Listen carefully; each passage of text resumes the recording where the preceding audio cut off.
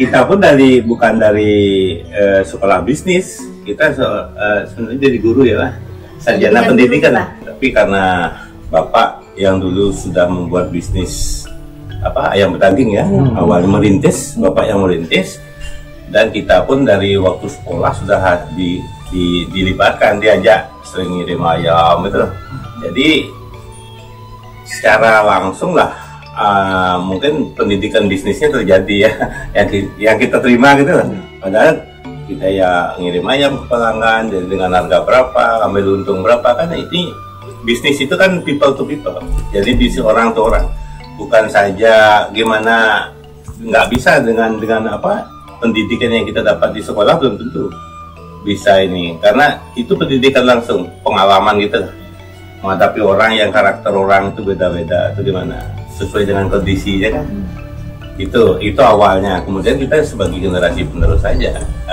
Jadi perusahaannya bapak kita teruskan mulai tahun 92 ya. Sebenarnya Dharma Suci itu kan menjadi suci ya namanya, padahal bapak itu membuat kependekan dari anak-anaknya berempat.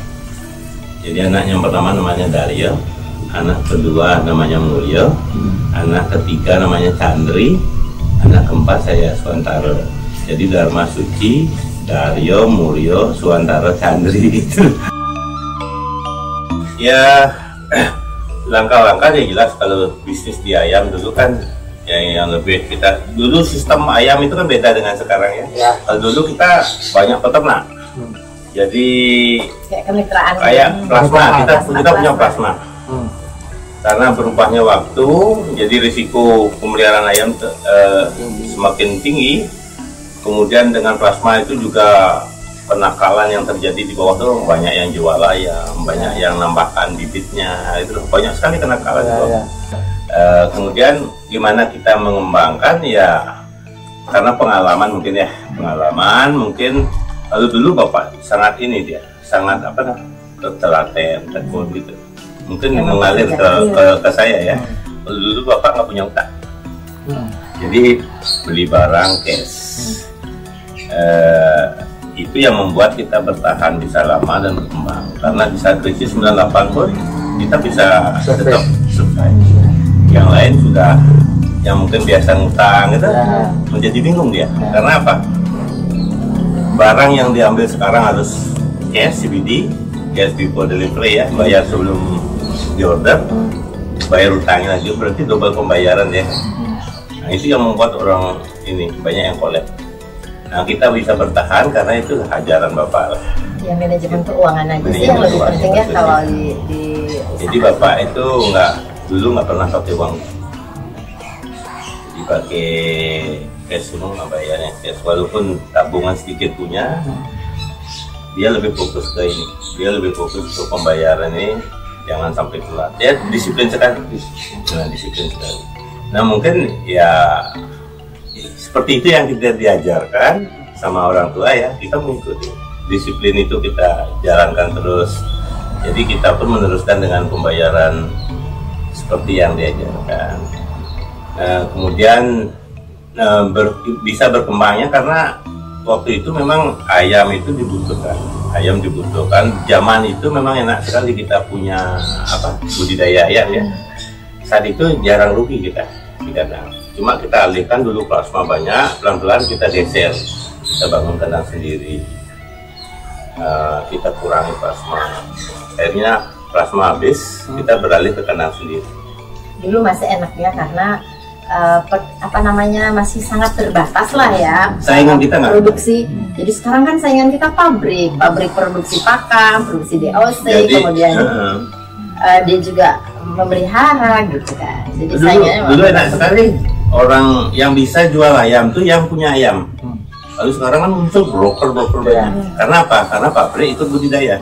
Jadi cukup beli mobil dari keranjang sudah bisa jualan ayam. Nah kalau dulu enggak, kita yang punya ayam aja yang bisa jualan. Jadi situasi itu mendukung kita bisa mengembangkan bisnis yang diberikan oleh bapak sampai sekarang. Dulu kan kita yang lulus, kemudian ini 9 begitu selesai sekolahnya kita langsung merit. Ya kita aja lah, masa istri nggak diajak. Jadi ya, kalau saya membantu aja sih. kalau nggak ada seorang istri yang kuat, kadang-kadang lelaki itu kan juga nggak bisa sukses ya. Jadi dibutuhkan kerjasama gitu, bisnis ya. Saling support ya. Nah itu ceritanya gini, berhubung suami ada bisnis, kemudian ada modal lah istilahnya ya kan harus ada modalnya ya Mbak ya dari diri sendiri biar lebih enteng kerjanya gitu. Terus waktu itu ada teman-teman warga sekitar punya duit ditaruhnya di suatu koperasi atau apa, tiba-tiba hilang, sayang kan, sedih dah mereka gitu. Saya dengar begitu. Terus kalau mereka pinjam uang dengan jumlah yang kecil selalu dapat bunga yang lebih tinggi daripada orang yang pinjam uang besar. Kenapa sih saya nggak bikin koperasi aja gitu untuk mereka? Jadi kan masyarakat di sini produktif banget ya. Karena di sini banyak petani. Berawal dari situ sih kami punya aturan begini. Masuk anggota dulu, berapapun pinjam, justru kami yang paling kecil, yang dari yang kecil harus kami prioritaskan. Gitu. Nanti kalau memang situasi kondisi keuangan di koperasi memang memungkinkan, baru kita bantu yang besar. Yang kecil-kecil dulu. Jadi anggota kami hampir 1.000. Pertama koperasi jalan 1,2 menurun. Iya, karena niat kita membantu orang. Terus beriring waktu juga saya mengamati masyarakat gitu ya. Dia kan ikut jimpitan tuh namanya, biar hari raya ada duit tuh. Pertama saya punya ide begini, saya bilang ke kolektor saya, karena kolektor saya kan gajinya juga dari dari kinerja, dari layanan. Kamu pungutin ya, modelnya begini, saya kasih tahu lah programnya begini. Kan ada bunga tuh, kita bagikan ketika sugihan gitu, ada acara agama Hindu, persiapan untuk galungan kita bagikan, kemudian kan ada bunga tuh di koperasi tuh kelihatan. Aku nggak ambil bunganya, terus aku belikanlah souvenir model kayak untuk sarana acara pacaran gitu. Next 6 bulan berikutnya itu kan setiap 6 bulan harus tarikan. 6 bulan berikutnya aku kasih voucher aja, belanja di Dharma Suci gitu, DS Group. Masih ada lapangan kerjaan, jadi ayam pedaging koperasi. Terus ini kan 3 lapangan kerja, kenapa tokonya itu awalnya lucu loh. Saya dipaksa, bukan dipaksa ya, dulu ada kantor pabrik pakan, suruh saya bangun untuk dia akan kontrak. Saya bangun, dia akan sewa. Saya bangun, begitu jadi dia nggak jadi. Tanggal 1 dia mau pindah ke sini. Tahun berapa pokoknya Januari tanggal 1 udah pindah, pokoknya lembur lah. Disuruh kita lembur. Tanggal 25 dibatalkan. Aduh, saya emosi nggak? Saya orangnya emosian. Tapi apa kata suamiku? Ma, nanti kalau datang orangnya, Mama kalau nggak tahan emosi jauh-jauh ya.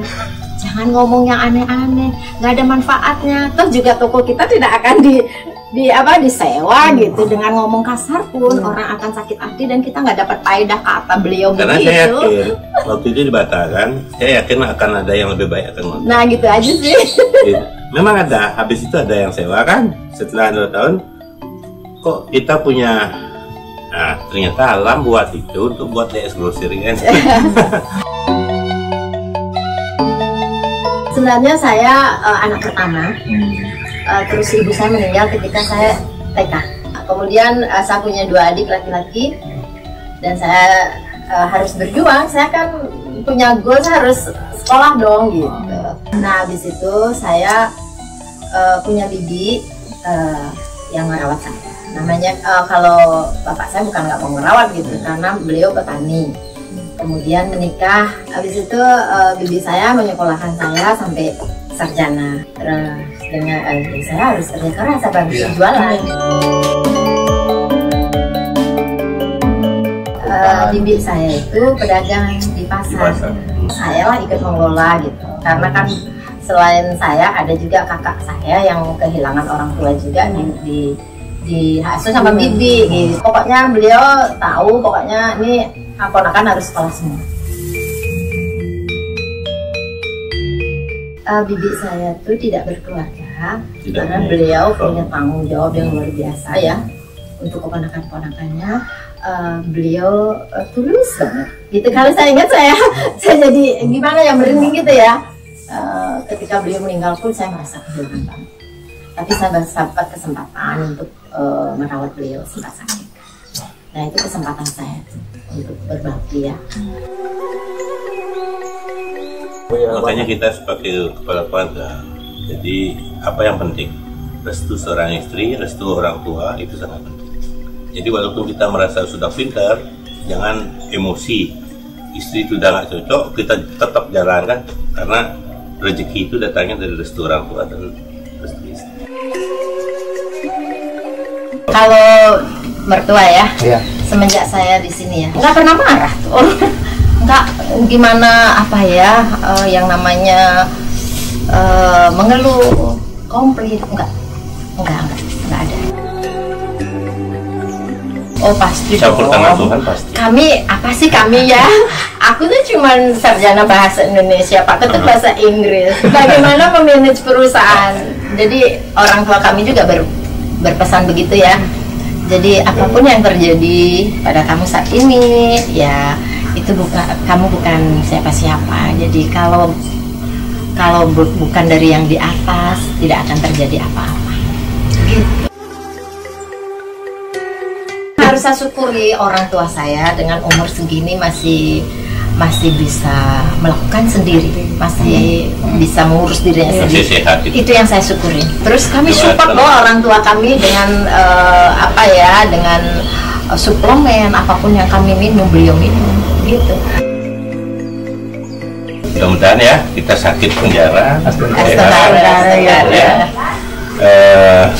ya gimana ya, kita tidak pernah emosi dengan anak karyawan, kita duduk seperti keluarga, anak kandang itu kita makan bareng, kita kadang-kadang panen di kandang kita makan bareng, duduk bersama. Anak buah saya nggak pernah takut dengan saya, semua menganggap saya, malah saya sering diguyon itu. Saya sebenarnya memang punya goal mewariskan kesehatan buat anak-anak saya, kami berdua, sehingga kami persiapkan satu dengan pola hidup ya, pola makan, pola olahraga, dan pola berpikir yang sehat. Ya itu goal kami ya. Jadi kalau itu sudah tercapai, yang lain ikut dengan badan yang sehat, pikiran yang sehat, yang positif. Kalau sudah begitu kan bisnis pun akan jalan. Bisnis pun akan jalan gitu. Jadi itu saya pikir itu adalah kuncinya. Dan kemudian bagaimana kita menciptakan keluarga kita selalu damai, sejahtera gitu. Sehingga teman-teman kami berdatangan. Ada yang nawarkan bisnis yang bagus sekarang ya. Tapi ada juga kita coba dan tidak berhasil. Itu kan biasa. Kalau hilangan uang untuk uang belajar kata orang, biar nggak nyesel. Itu aja sih. Jadi kami melakukan olahraga setiap hari yang sederhana, jogging di belakang rumah kami. Ya mudah kita saling hidup rukun sampai akhir hidup ya, sama istri saling mencintai. Kemudian ya semua sehat, banyak rezeki, anak-anak juga biar bisa meneruskan usaha yang sudah kita siapkan. Biar kita bisa jadi role model mereka lah ya, dan mereka bisa lebih baik lagi. Itu aja, simpel aja lah. Yang penting kita sehat sampai tua, anak-anak pun nanti semua sehat, orang tua ya. Kemudian dia bisa meneruskan usaha. Karena cuma anak-anak yang cowok yang sekarang ada untuk meneruskan usaha ini kan, sama yang cewek sudah sekarang mulai terjun ya.